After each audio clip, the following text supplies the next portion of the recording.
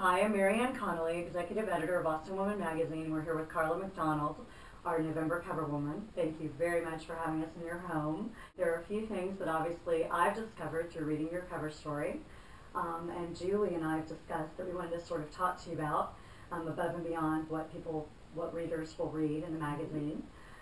One of the first things I wanted to talk to you about is actually you've come to this interview straight from doing your Arts Minute for News 8.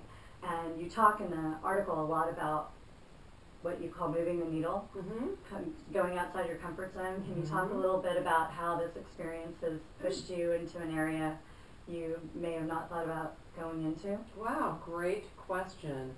Yeah, they asked me about a year and a half ago to do this Arts Minute for them, and I had never done anything like this before. And so of course my first instinct was, you must have the wrong Carla McDonald. I'm not sure why you're calling me, but they had a lot of confidence in me to do it. And I just thought, I think in general it's really important to push yourself out of your comfort zone when given the opportunity, and also to seek out those opportunities to get out of your comfort zone and do things and try things, because I think it really helps you grow as a person and explore new sides of yourself that you may not have thought existed, and while doing those things to actually be able to help, in this case, the arts community. So I'm thrilled to be doing it and having a lot of fun doing it. Great. Well, we love that you do it. Thank you for doing it. We hope you get to do it for a long time. That sort of leads me to the second question that I was thinking of along those same lines. It was sort of an Austin versus New York question, because you're a New Yorker and you spent a long time there. When it comes to causes, charity, I won't use the word philanthropy because I know you hate it, but when it comes to events and doing things in the community, how do you think we compare? Which community do you think is doing a better job? Obviously, New York, it's very hard to compare New York to Austin, but in your experiences in both, how do you feel about Austin attempt? Well, the first thing I want to correct you on is that I am a Texan. Sorry. Very sorry. I mean, and I say that because, we've been here for 12 years. Right. We came down here as newlyweds. We had just gotten married, so our whole family has been born here and raised here, and we feel much more a part of this community, quite frankly, than we did in New York. And that's actually one of the things we love so much about Austin. Right. That you can get involved. Even Melinda, who founded the magazine, came to Austin and saw an opportunity to do this and did it. I mean, that is one of the things that is so wonderful about this community, that it welcomes people from other places. It embraces people and allows them the freedom and empowers them to go and do the things that they want to do here. So I think that, one of the other wonderful things about Austin is the entrepreneurial nature of the community.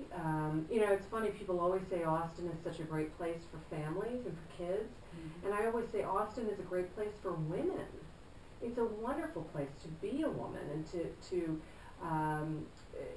be a wife and a mother and an entrepreneur in my case, and the other things that I do, because it's a supportive community that embraces people who have ideas and want to try new things. So, that is a wonderful thing that I think is very unique to this city. I couldn't agree with you more. I mean, that's why my job is so fun, and that's why this has been such a joy to celebrate the women of Austin every month, and continually we're finding new ones who have moved from other places who come here to do that. Good. One is along the balance lines, which is you shared with us, which we published, and you'll see great balancing tips, basically, written by you. And out of all of those, is there one that sort of makes it all easier? But basically, is there one like you can't live without? Well, they're all really important, because I think we talked about 5 tips. Right, 5, yeah. And some are just pragmatic, get it done kind of tips that I couldn't survive without. Right. For example, in my house, Mommy's mantra is a place for everything and everything in its place. And I'm really strict about that, because when you wear a lot of hats, you don't have time to look for them, you know? I mean, Right. so it's, you know, you've got to make sure that you're not wasting time on things that you don't need to be spending time on. So, you know, you should know where your iPhone is, or you should know where your keys are, you should know where your, you know, your child's backpack is, or, you know, there Right. has to be, or they should know where their child, Mhm. you know, their own backpack is. And so I would say that is exceedingly important to me. And the other one is probably just the one about lightening up and remembering that, you know, the most important thing and you know, what matters most to your kids or your husband, your family, your friends, is that you're happy. Mm-hmm. And the best way to be happy is to not take or assume guilt for not being all things to all people all the time. Right. So, you know, those are probably two that come to mind right now, but those five are all pretty important to me. Well, speaking of lightening up, you just led to my next question, which is about words with friends. Mm-hmm. Can you explain the attraction or the obsession? Because I can't wait. I want to learn and do it myself. But yeah, why is that so fun for you? Well, I love words, but I also love being able to connect with my friends.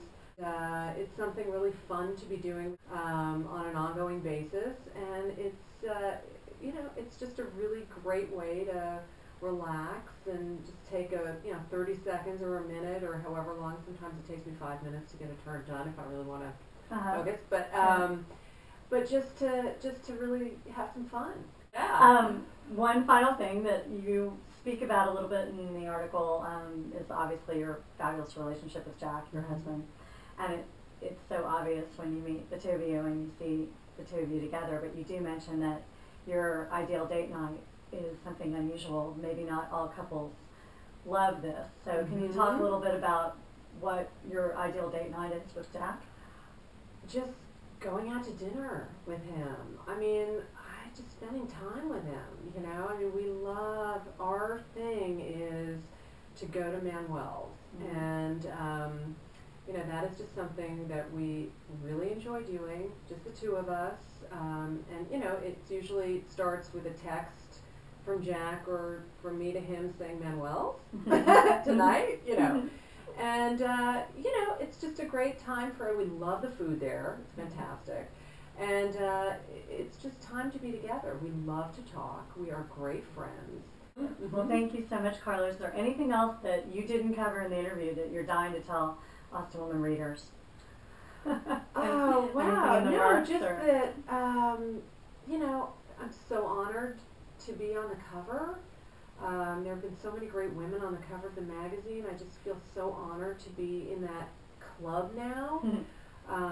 Sandra Martin, who I think is doing incredible work, and